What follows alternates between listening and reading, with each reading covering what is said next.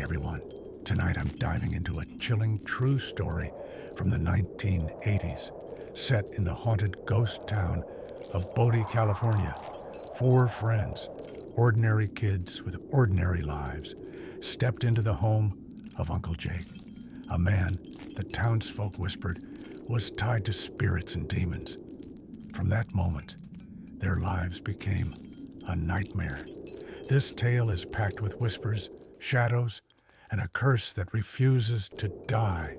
It might be a warning. Turn off the lights, grab your headphones, and brace yourself. You're not alone in the dark. It was a crisp fall evening in the 1980s. Bodie, California, was a relic of a once thriving gold mining town, now reduced to dusty streets and rotting wooden shacks. A true ghost town. Four friends, Tom, Lisa, Danny, and Claire, were born and raised here. Tom, 22, was a strong, level-headed guy who worked on one of the local ranches, always taking charge. Lisa, 20, was curious and bold, obsessed with Bodie's dark history. Danny, 21, was the joker, always chasing the next big adventure, his Polaroid camera slung around his neck. Claire, 19, was quieter, loyal to her friends, but secretly believed in the supernatural, though she kept it to herself. By day, they tended to livestock and fields. By night, they roamed Bodie's empty streets. The town, once bustling with miners, now housed only a handful of families. Locals avoided going out after dark, fearing the curse that haunted Bodie. The source of their fear was Uncle Jake. In his 60s, with a long white beard and weathered face, Jake was an outcast. Rumors swirled that he spoke to fairies and demons, performing strange rituals in the cemetery at night. His house sat on a hill near the graveyard, its gas lamp burning until dawn, casting odd shadows. People said his home was filled with old books and papers scrawled with cryptic symbols. Nobody dared get close. One evening, as the friends wandered the town, they spotted Uncle Jake returning from the cemetery in woods, a lantern in hand, humming an eerie, unfamiliar tune. He was gathering firewood outside his house when Tom called out, "Evening, Uncle Jake." Jake looked up, his eyes sharp yet warm. "What are you kids doing out this late?" he said with a chuckle. Danny replied, "Just taking a walk." Lisa noticed Jake struggling with the wood and offered, "Need a hand?" Jake hesitated, then nodded. "All right, come on." As they helped carry the wood, they chatted. Jake wasn't the crazed hermit that townsfolk made him out to be. He was kind, even witty. "I know what they say about me," he said, laughing. "But I just love old stories." Claire, curious, asked, "What kind of stories?" Jake's eyes glinted. "Body stories, the secrets of this land." The friends exchanged glances. Lisa whispered, "He doesn't seem that weird." Jake invited them inside. "How about some tea?" Driven by curiosity and bravado, they agreed. Jake's house looked like a ruin from the outside, but inside it was like stepping into another world. The walls were covered with old maps, papers scrawled with strange symbols, and creepy statuettes. The gas lamp's light cast dancing shadows across the room. In one corner, a glass jar held a black, viscous liquid that seemed to ripple on its own. Claire noticed it, but stayed quiet. As Jake poured tea, he said, "This town hides darker secrets than you know." Tom asked, "What kind of secrets?" Jake smiled faintly. "Bodies' minds. They didn't just yield gold. Something was awakened, something that can't go back." A worn notebook on the table caught their eye. Lisa asked, "What's this?" Jake replied, "An old miner's journal from the 1800s. Found it buried under the cemetery." They opened it, pages filled with cryptic symbols and Phrases like, "It watches us." The final page had a note, scrawled as if in blood. "If the shadows wake, no one escapes." Danny laughed. "This is straight out of a horror novel." But Claire shivered, whispering, "I think it's real." Suddenly a sound came from outside, a rustle, then a low whisper, "Get out." The friends froze. Jake, calm but tense, said, "Just the wind," though his eyes betrayed worry. They peered out the window.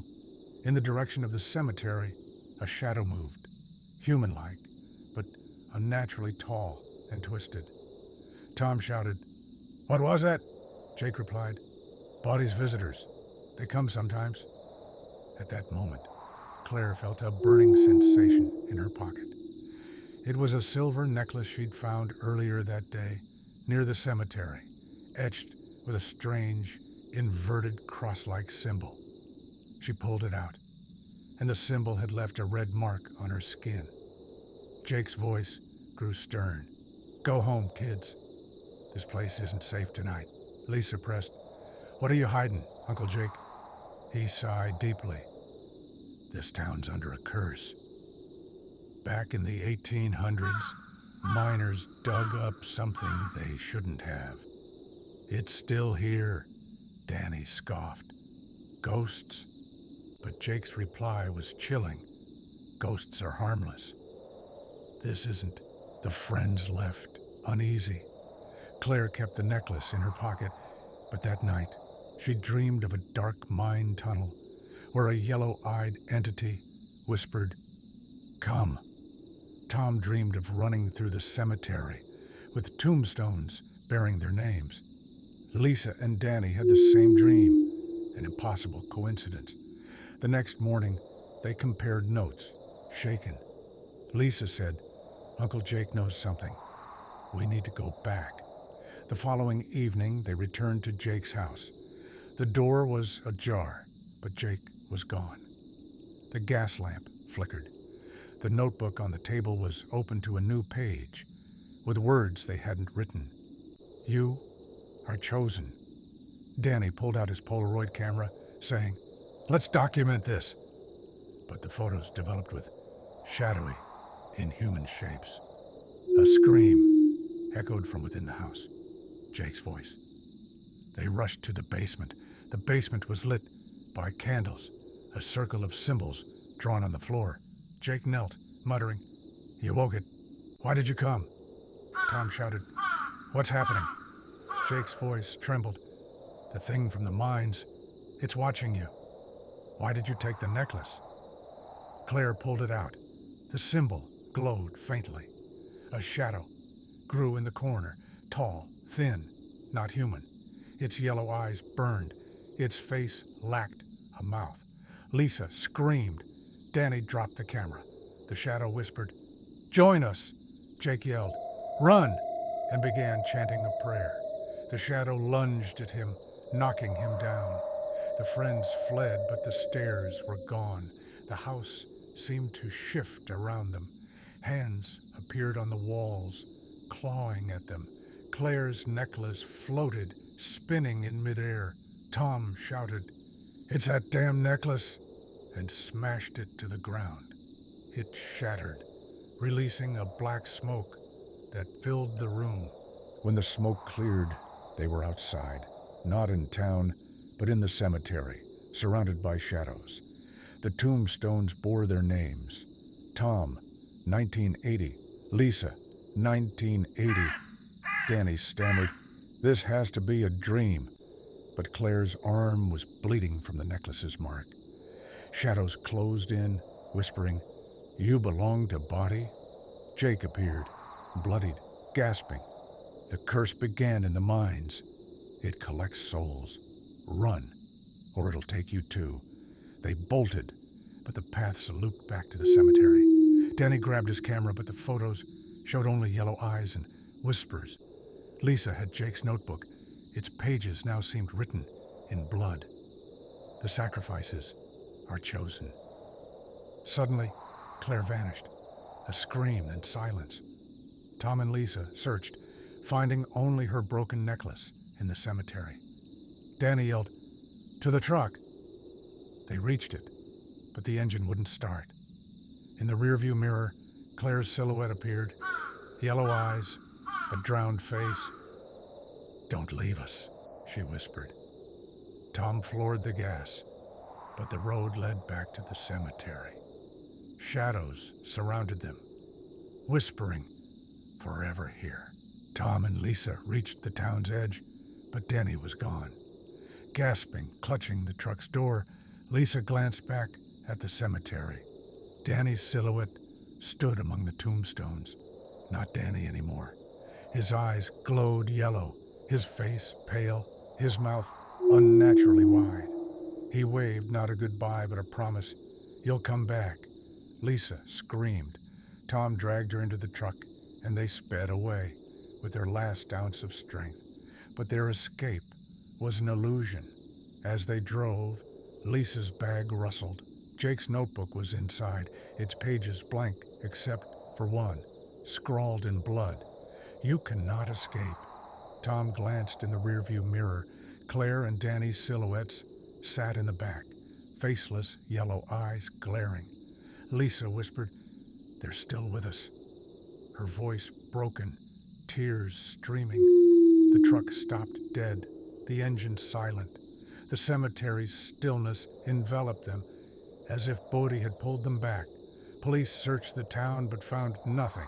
No Tom, no Lisa, no Danny, no Claire. Uncle Jake's house was empty, yet the gas lamp still burned. The notebook lay open, a new page, listing the 4 friends' names in blood. In the cemetery, 4 new tombstones appeared, dates blank, as if waiting. No one saw Uncle Jake again, but his lamp burns every night. Locals say the thing from Bodie's mines, neither human, ghost, nor demon, still hunts souls. At night, whispers drift through the cemetery. Shadows move. Some claim to see 4 figures walking Bodie's streets, faceless, with glowing yellow eyes. Tom, Lisa, Danny, and Claire were never seen again. Bodie stands silent, but its curse lives on. Uncle Jake's lamp burns every night, a warning or an invitation. Those who enter Bodie don't leave. Is this just a story? Or if you visit Bodie, will you vanish too? This tale will haunt you, because it won't forget you. Share your thoughts in the comments, like and subscribe. See you in the next horror story. But be careful. The darkness is watching. Maybe it's behind you right now.